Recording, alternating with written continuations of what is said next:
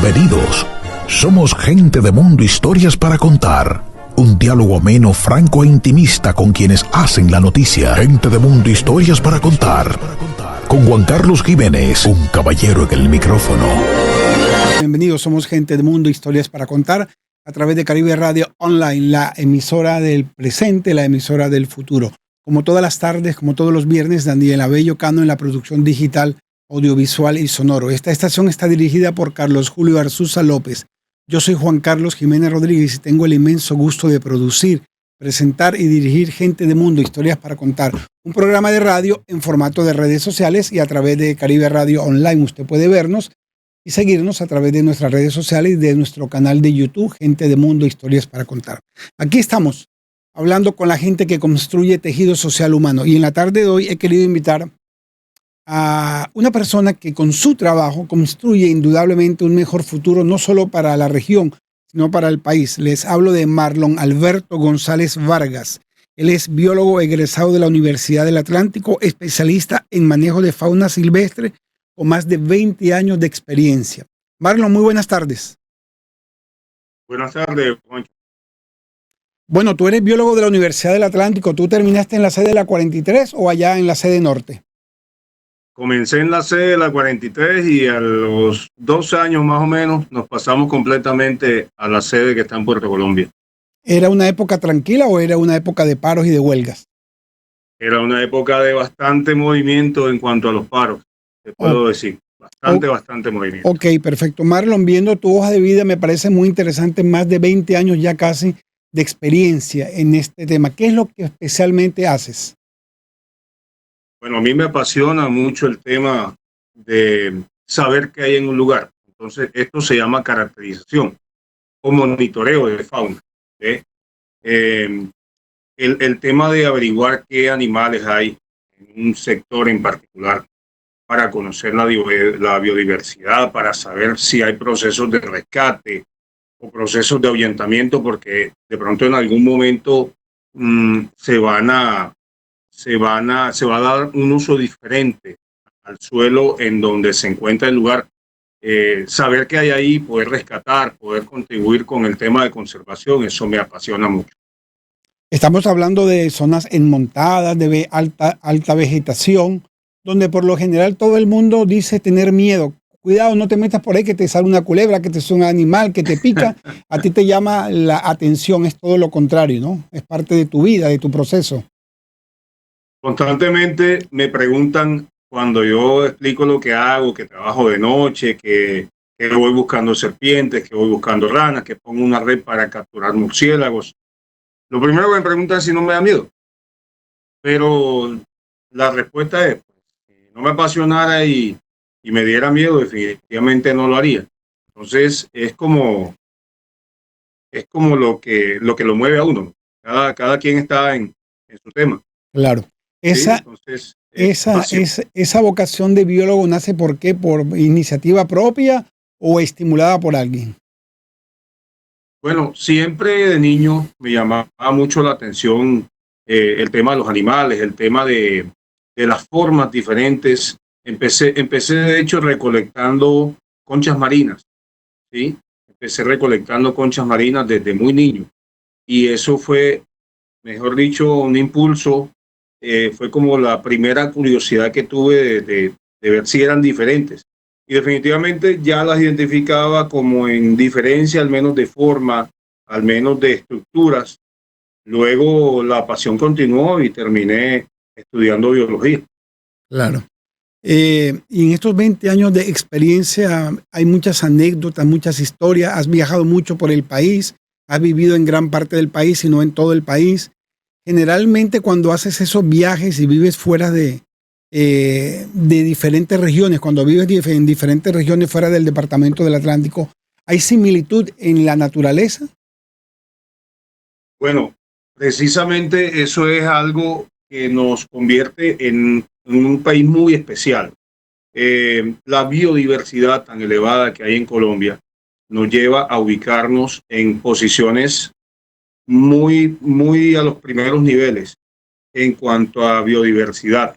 ¿Sí? Nosotros somos considerados el primer país en cuanto a cantidad de aves reportadas.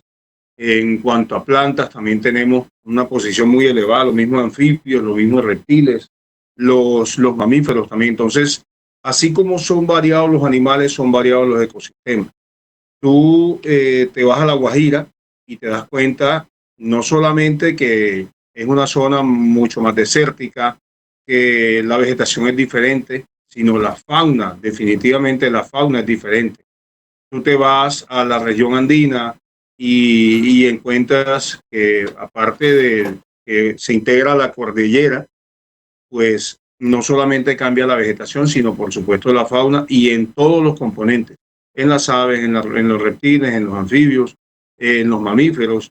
Incluso es increíble que en nuestro país hay sitios en donde uno no pensaría que hay un páramo. Y por ejemplo, en La Guajira, hacia la serranía del Perijá, que viene a ser el límite con Venezuela, hay un páramo, ¿sí? Entonces es una zona fría y uno dice, pero ¿cómo existe una zona fría si es que La Guajira es desértica? Entonces, gracias a ese conocimiento que uno adquiere viajando, gracias a todo lo diferente que ve, uno se da cuenta que nuestro país es mega diverso, que integramos el grupo de los países mega diversos y precisamente esto es lo que nos hace darnos cuenta que en cada región incluso hay lugares absolutamente diferentes, pero absolutamente diferentes. Nada más la fauna que está en el Pacífico, mucha de la fauna que está en el Pacífico no se encuentra en el Atlántico. Entonces estamos muy privilegiados, demasiado privilegiados. Tenemos, imagínense, tenemos dos océanos, nada más empezando por ahí y la diversidad tan inmensa que hay allá adentro.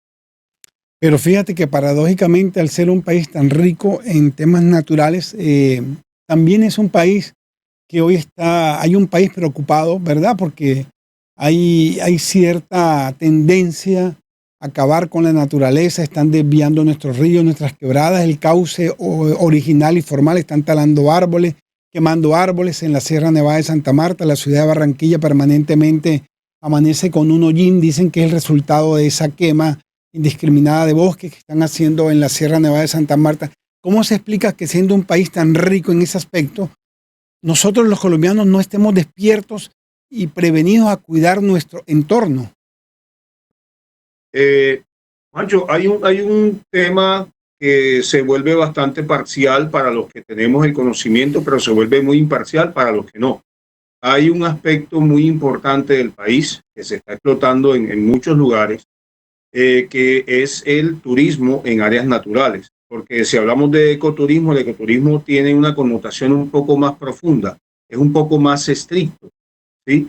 Pero el turismo en áreas naturales es una práctica que se lleva a cabo en muchos lugares de aquí, que debería ser el pilar de la economía, pero el tema aquí es que la economía en Colombia históricamente no ha estado dirigida hacia el turismo. El enfoque de la economía en nuestro país, puedes meterle ganadería, puedes meterle cultivos, ¿sí? Y todo eso ocupa espacio y por supuesto un espacio natural. Cuando son sistemas extensivos, como por ejemplo las plantaciones de palma, esas plantaciones de palma de aceite benefician por supuesto a quien es el dueño del negocio, pero no benefician el medio natural. Para instalar una plantación de palma, si por ejemplo el dueño quiere sembrar 1.000 hectáreas, son 1.000 hectáreas fácilmente de bosque que van para abajo, ¿ves?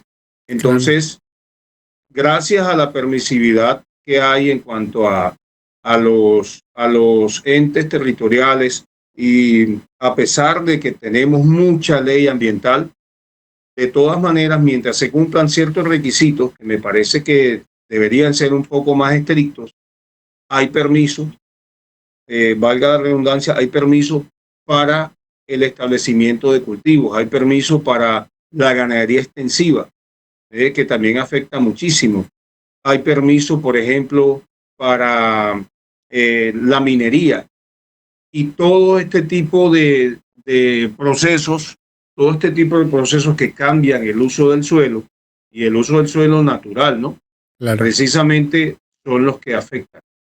Esos precisamente son los que afectan y afectan, pero enormemente. Estamos hablando de las famosas licencias ambientales, ¿no?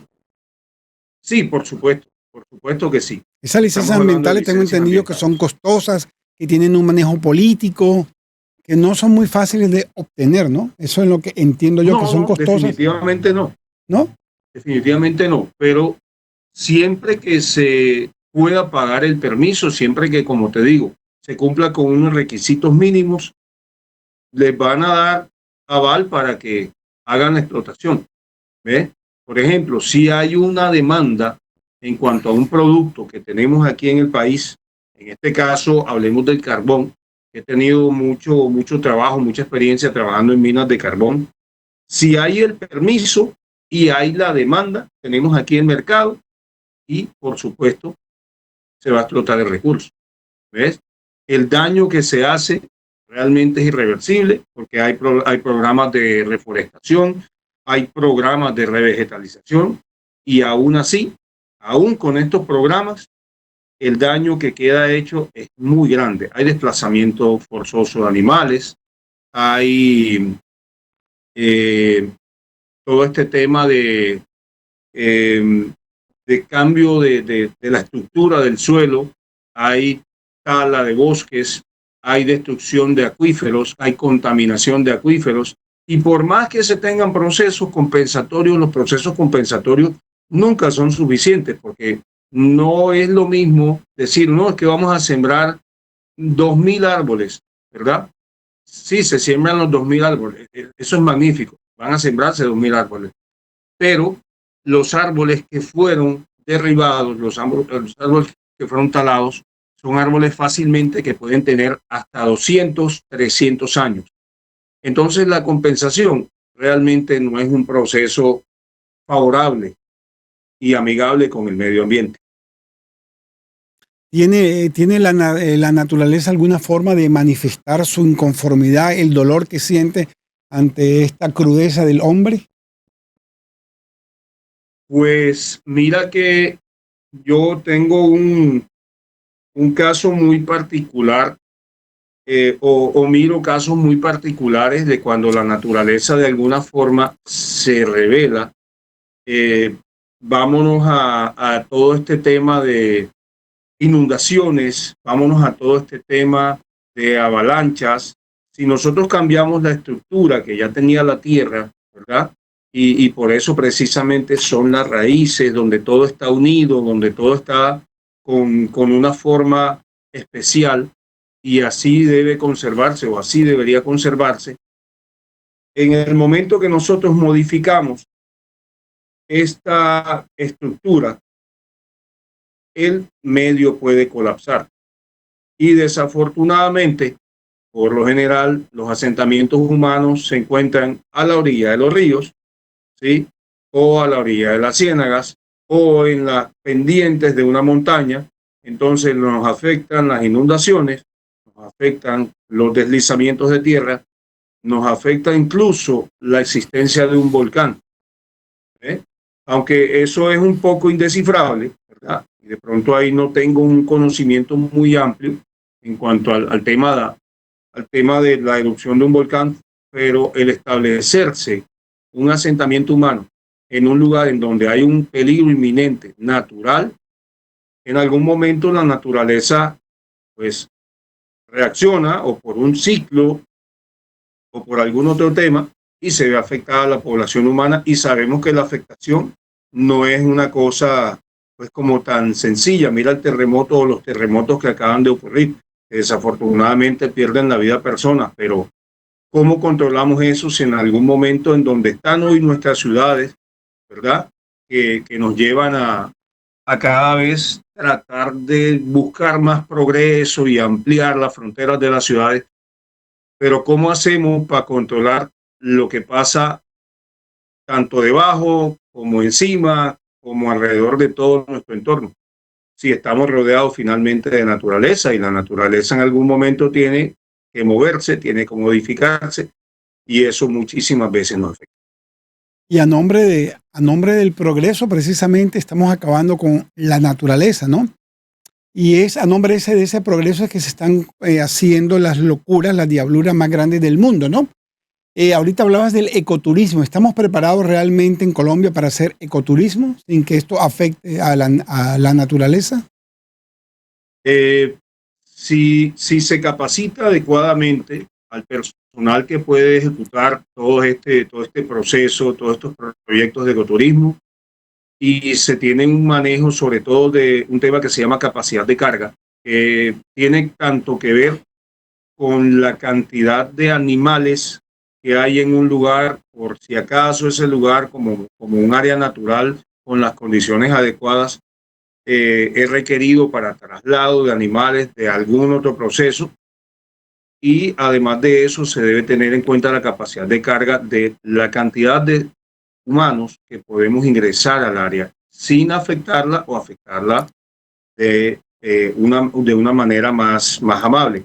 Por eso se llama ecoturismo, y por eso te comentaba que es un proceso mucho más restrictivo que el turismo en áreas naturales, porque aquí en Colombia hay unos lugares pero espectaculares que yo digo, bueno, si aprovecháramos de mejor manera el tema del turismo aquí, obviamente manejando una capacidad de carga, eso es un proyecto sostenible, esos son procesos muy sostenibles, son procesos que generan muchísimo dinero, son procesos que dan empleo a muchísima gente sin necesidad de afectar el medio, porque precisamente lo que se busca o con el turismo en áreas naturales, o bueno, en este caso más con el ecoturismo, lo que se busca es proteger y conservar para poder mostrar esta biodiversidad tan maravillosa que tenemos.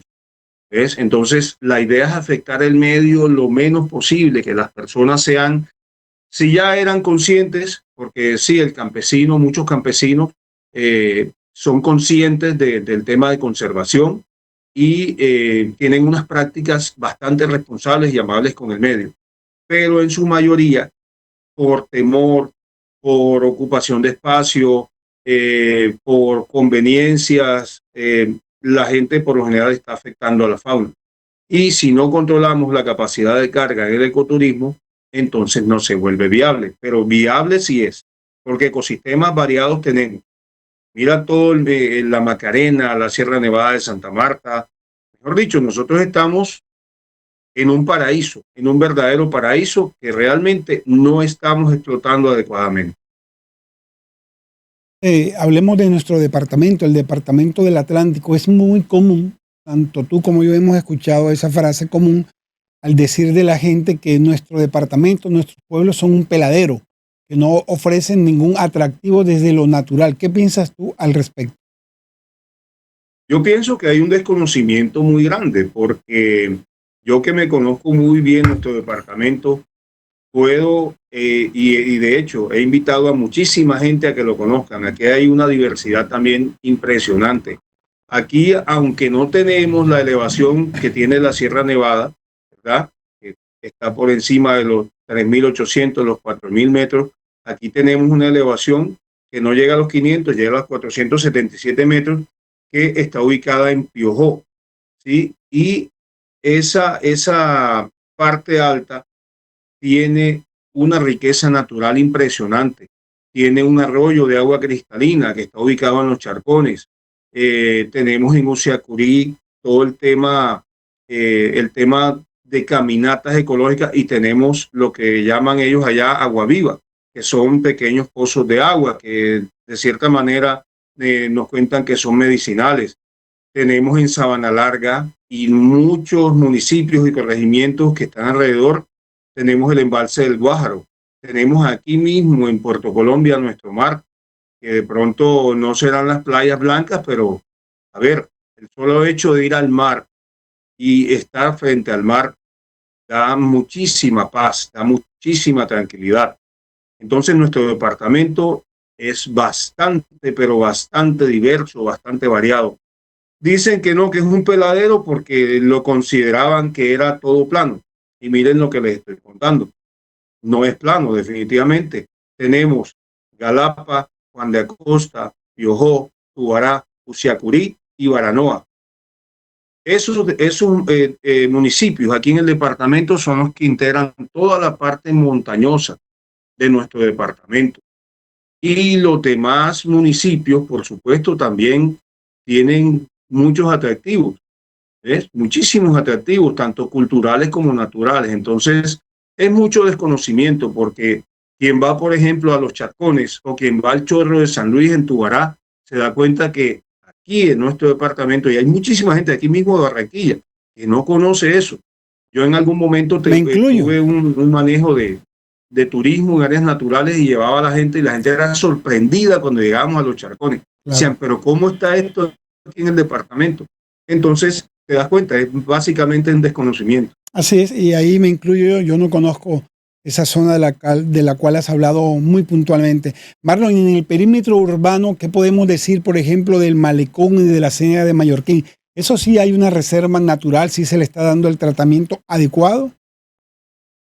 Realmente, pues está a la vista, pues digamos en cuanto al embellecimiento, sí, está muy bonito. Yo no puedo negar que es muy agradable ver una rueda de la fortuna, la denominada Luna del Río, ver ahora un carrusel, ver ese malecón con la forma de un caimán, de la cabeza de un caimán, bueno, del cuerpo de un caimán, en la parte donde están algunos restaurantes. No puedo negar que es bonito, que es agradable, pero que sea favorable al medio natural, en realidad no, porque hemos visto en más de una ocasión videos de animales que están desorientados, animales que están tratando de atravesar una vía en donde antes era su medio, tenía continuidad el sistema y hoy en día no tiene continuidad, hoy en día eso está cortado.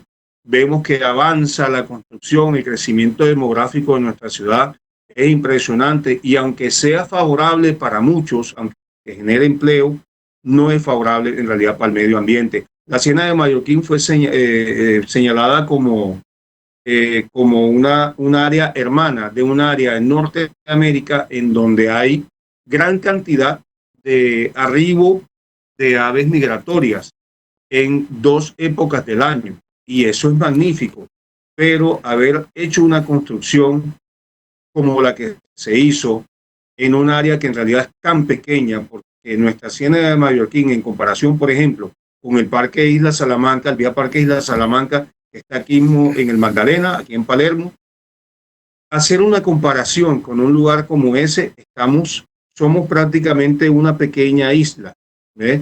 En cambio, ese lugar que en su momento tuvo mucho turismo, es mucho más adecuado meter ese montón de gente y ahí voy nuevamente a la capacidad de carga.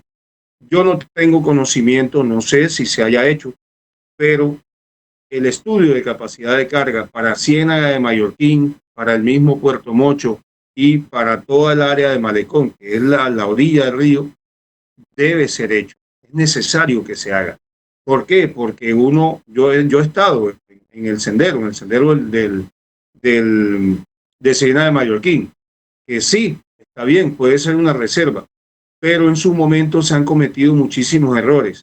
Y quiero contar algo que es un poco macabro, de pronto me extiendo un poquito, me disculpas, pero es un poco macabro. No sé si en algún momento vieron o han visto cangrejos azules cerca de donde están los mangles, o cuando uno camina por el sendero ve los cangrejitos azules. Resulta que el cangrejo azul, así como muchos otros animales, utilizan el manglar para su anidación o para su postura. Y en algún momento cuando se extendió la vía 40 buscando conectarse con la urbanización La Playa, en algún momento hubo una mortandad terrible de cangrejo azul aplastados por los carros, porque aparte de todo no se están estableciendo pasos de fauna. Cuando se hace la construcción de una vía, cuando se hace la construcción de un viaducto, se deben establecer pasos de fauna adecuados. ¿Qué son pasos, perdón, qué son pasos de fauna? Los pasos de fauna son espacios en donde se dirige la fauna, ¿verdad? De acuerdo a la ubicación, por ejemplo, en donde se identifica previamente que hay más pasos de animales, en ese lugar se establecen pasos de fauna que puede ser aéreos, puede ser como un puentecito, ¿verdad? Un puentecito entre los árboles, o en este caso, para los cangrejos, sería la ubicación de lo que llaman box culvert, ¿ves? Que son unas tuberías grandísimas, por donde además se permite el intercambio de agua salada y dulce que favorece el manglar, porque el manglar sobrevive en un ambiente, lo que uno llama estuarino. Un estuario es un hábitat en donde el agua tiene un intercambio entre salada y dulce, ¿sí? No es solamente agua de mar o solamente agua dulce. Entonces, los cangrejos, para pasar, en vez de utilizar la carretera, porque como tampoco hay control de velocidad, ni hay un montón de factores que deberían favorecer a los animales obviamente buscan pasar por encima de la carretera, y en este momento, cuando buscan pasar por encima de la carretera, ocurren los desafortunados accidentes. Eso fue impresionante, la cantidad de cangrejos aplastados, pero la cantidad, y eso no se supo. Y eso no se supo y no lo ventilaron en los medios. No lo ventilaron, claro que no, porque en su momento, si empieza un proceso en el que venden la Ciénaga de Mallorquín como un ecoparque y visítenla y establecen esa estructura, pues obviamente no pueden hacerle una propaganda negativa. Eso sería una mala venta. Entonces, en cuanto a ese tema, no están favoreciendo como se debe. Los pasos de fauna están muy inadecuados. En este momento, de hecho, hay unos maletines entre calzada y calzada, ¿no? Entre la de subida y la de bajada. Hay unos maletines gigantes de cemento, creo que los han visto todos, que han pasado por ahí, y eso no permite el paso de la fauna. Y los pasos de fauna que hay, los pocos que supuestamente hicieron, en realidad no me parece que no los hicieron, no permiten la fluidez que debería tener los animales. ¿Ves? Entonces tú ves ahí en la carretera atropellados tanto reptiles como anfibios, como crustáceos, como mamíferos. Entonces es un fenómeno de las carreteras que se atiende de esta manera, estableciendo unos fauna de manera. Precisamente ahí es donde está la asesoría de profesionales en el área ambiental, como nosotros los biólogos, que tenemos el conocimiento de que, pues, si los animales en algún momento saben que había continuidad ahí, los animales no conocen de barreras, de cerca, de esas cosas. Ellos tienen su ruta, claro, y van a seguirla buscando. Desafortunadamente pasa eso. Se construye una carretera y no se tienen en cuenta este tipo de situaciones que favorezcan a la fauna.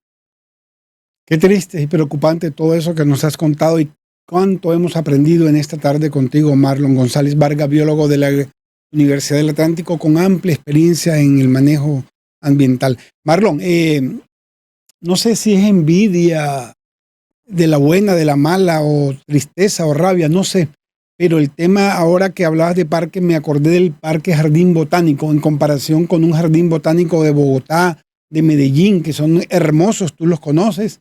Nuestro Parque Jardín Botánico, te pregunto, ¿qué hay en ese parque? ¿Qué podemos encontrar?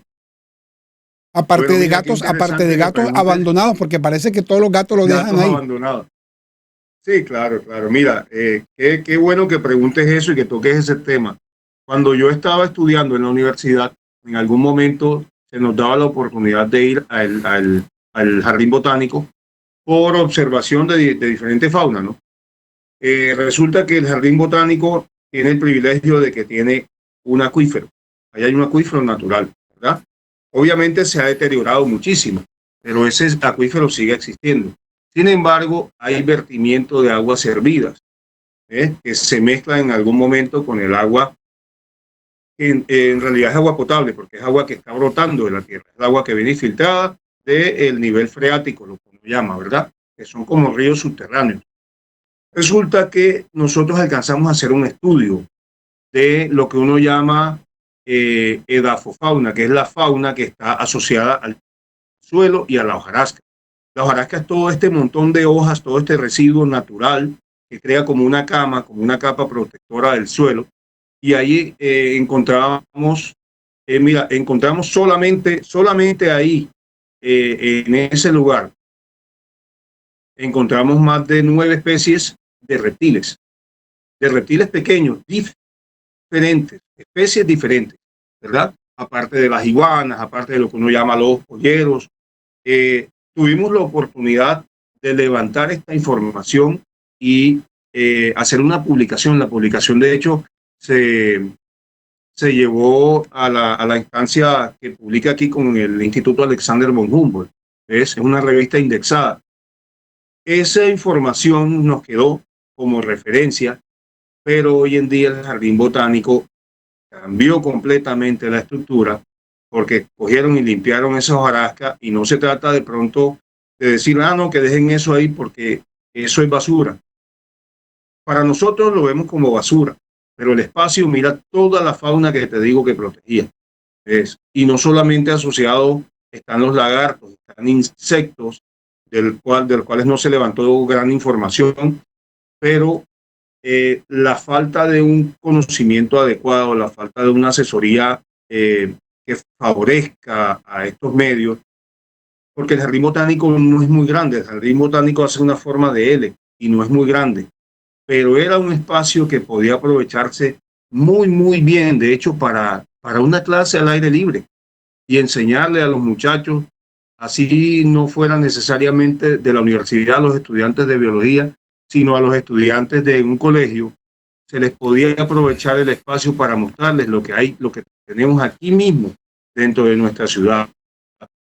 Una diversidad increíble. Hoy en día, ya yo de hecho ni siquiera ando por allá, porque me decepciona un poco el manejo que se le dio al ecosistema, que también contribuye muchísimo a la permanencia de aves. El manejo no fue el adecuado. Prácticamente toda esa pequeña fauna que vivía ahí ya no existe. Marlon, y el zoológico de Barranquilla, que se ha hablado mucho de su traslado para una mejor área, ese tema muere y resucita, muere, resucita, y ahí estamos, con un zoológico apretado. El zoológico prácticamente está completamente disfuncional. No tiene, bueno, en realidad nunca ha tenido el espacio adecuado para los animales, porque yo me acuerdo de niño que lo llevaban a uno, habían hasta osos, había de todo en nuestro zoológico, pero el espacio que se utiliza es demasiado pequeño, es muy, muy pequeño. Los animales están bajo un estrés constante y hay datos que no dan, pero muy seguramente la mortalidad es elevada. La mortalidad es elevada. De hecho, el zoológico prácticamente solo es una exhibición, porque los zoológicos tienen diferentes modalidades. Y por ejemplo, el zoológico de Cali, un zoológico inmenso, muy, muy adecuado, tiene un manejo especializado en investigación y en educación. Entonces, nuestro zoológico desafortunadamente está manejando un tema educativo, pero siento que se quedan cortos, porque desafortunadamente se puede tener la buena intención, pero el espacio no está adecuado y los animales se ven en muy mal estado. La verdad, uno va y da bastante tristeza. De por sí que particularmente a mí no me gustan los animales encerrados. Como conservacionista y como biólogo, no me gusta ver la fauna encerrada, pero aparte de eso, veo que el zoológico tiene como esa deficiencia en cuanto al espacio y en cuanto al manejo que se les está dando. Tal vez tienen muy buenos cuidadores y todo, pero el espacio no ayuda, realmente el espacio no ayuda. Y puede que los profesionales que están a cargo estén haciendo muy buen esfuerzo, estén haciendo muy buen trabajo, pero le falta el espacio, la verdad. Claro. Hilando muy delgado todo esto, Marlon, indudablemente es decisiones políticas, vocación política, voluntad política fundamentalmente de nuestros gobernantes, de nuestros dirigentes, sin ánimo de caer en sesgos políticos o en apasionamientos políticos. ¿Cómo ves tú en estos 4 años que ya están próximos a terminar? ¿Se avanzó en el tema ambiental? ¿Sí hubo una verdadera preocupación? Sí, hubo una verdadera preocupación. No se puede decir que fue perfecto, pero porque también hubo fallas, pero sí hubo un avance en cuanto a apoyo, por ejemplo, el tema de recuperación de tierras a los campesinos, que de pronto no es un tema directamente relacionado con lo ambiental, pero al menos se hizo algo con esto. Por otra parte, en cuanto al tema de protección ambiental, la selva amazónica ha tenido unos procesos de explotación súper dañinos y aparte de súper dañinos, muy intensivos, sobre todo la parte que colinda con Brasil. Acá en Colombia, por lo menos, se ha declarado pues protegida un área inmensa, ¿sí? Un área inmensa en cuanto a, pues en relación a la extensión total de la selva amazónica, y eso favorece muchísimo. Todo el tema de leyes ambientales, todo el tema que se relaciona con la explotación de recursos o el uso de recursos ha estado mucho más estricto, y lo he comprobado en los trabajos que he tenido, en donde el cumplimiento de las leyes está con una interventoría encima, siempre hay una auditoría para saber si los procesos se están llevando a cabo de manera adecuada. Entonces, yo creo que sí hubo un cambio, por supuesto que sí, hubo un cambio bastante notable. Esperemos que continúe, Qué bueno. esperemos que continúe. Qué bueno. En tu experiencia, ¿cuál será el final de todas estas quemas que se están dando en la Sierra Nevada de Santa Marta y que afectan la salud de los atlanticenses, de los barranquilleros puntualmente? Pues desafortunadamente, la afectación a nosotros acá como ciudad, pues de todas maneras hay un dato importante, es que las ciudades ya tienen un nivel alto de contaminación, ya tienen una interferencia muy gruesa, muy crasa en cuanto a la población, la misma población humana y la producción de residuos, la cantidad de vehículos y la emisión elevada de CO2, pero por supuesto la quema en un ecosistema como la Sierra Nevada, y que toda esa polución de alguna forma llega acá, o todo ese humo llega acá. La afectación en realidad para nosotros, pues sí podemos tener una afectación porque eso es polvillo de carbón finalmente, pero la afectación es más en cuanto a que se ensucian las cosas o que la ciudad se ve cubierta por una nube. Pero si hablamos de afectación real en cuanto a lo ambiental, la Sierra Nevada, mejor dicho, queda fragmentada absolutamente, y se pierde una cantidad de fauna, sobre todo microfauna, la fauna que casi nadie se da cuenta que está ahí, los anfibios. Y la Sierra Nevada es un centro de endemismo, y el endemismo, el significado de endemismo es que un organismo, sea una planta, sea un insecto, sea un mamífero, un reptil, sea una medusa, un pez, es único en una región. Solamente en esa región o en esa área del mundo, en esa parte del mundo existe. Y la Sierra Nevada, como un sistema aislado, tiene no solamente una biodiversidad muy alta, sino es un centro de endemismo bastante importante. Y todo este tema de las quemas, por supuesto, no se sabe, porque tocaría hacer una gran evaluación acerca de qué tanto termina siendo afectada la biodiversidad, el endemismo y los temas de conservación para este ecosistema tan especial y tan particular. Bueno, Marlon, te agradecemos mucho el tiempo generoso que nos has brindado. Finalmente, creo que todas esas gorras que hacen parte de tu colección, me imagino que cada una ha acompañado un proyecto, un viaje, ¿no? Por supuesto, por supuesto. Gracias por la invitación, bueno. Juancho. Sí, la gorra, pues cada una tiene su historia, ¿no? Y me acompañan en todos mis viajes porque me gusta usarlas, me gusta siempre estar ahí, pues como que recordando que esta gorra viene de tal lado o me la trajo alguien. Qué bueno. Pues eso para mí es súper importante, sobre todo cuando son regalos de personas que son cercanas a mí. Bueno, vamos a comprometernos para un segundo programa en otro momento, ¿verdad? Porque hay algunos temas que se quedan sobre el tintero y vamos a mirar cómo se desarrolla el tema ambiental en esta nueva administración en la que vamos a entrar, que estamos todos expectantes, ¿no? Y ustedes como biólogos me imagino que también estarán a la expectativa de las políticas del nuevo gobierno. Sí, por supuesto. Hay que hacer un nuevo encuentro y tener la oportunidad de hablar un tema muy álgido en este momento que lo conocemos, y es el fracking. Así es. Sí, no es una práctica responsable, no es una práctica adecuada, ni favorable, ni viable, pero esperemos a ver cómo se le da manejo. Dios nos coja confesados. Bueno, Marlon, sí. Un abrazo, gracias por tu oportunidad, por este tiempo maravilloso. Te deseamos muchos éxitos en tu carrera, en tu trabajo como siempre, y sabes que los micrófonos y las cámaras de Gente de Mundo, Historias para Contar, siempre estarán abiertas para ti, para tus proyectos y para todo lo que nos quieras comentar. Pancho, muchas gracias. La verdad, la invitación me agradó mucho. De verdad, fue muy agradable conversar, informarnos acerca de algunas cosas. Uno no se las sabe todas, pero por lo menos de lo que sabe, tiene que tratar de divulgar la información, porque el conocimiento no se debe quedar en una sola cabeza. El conocimiento debe divulgarse. Así es. Marlon Alberto González Vargas, biólogo de la Universidad del Atlántico, estuvo aquí en Gente de Mundo, Historias para Contar. Muchas gracias. Muy buenas tardes. Nos vemos el próximo viernes en otro programa con otro invitado de interés nacional. Muy buenas tardes. Aquí termina Gente de Mundo, Historias para Contar. Un interesante recorrido por la vida y las historias de quienes hacen la noticia. Sea usted nuestro próximo Gente de Mundo, Historias para Contar.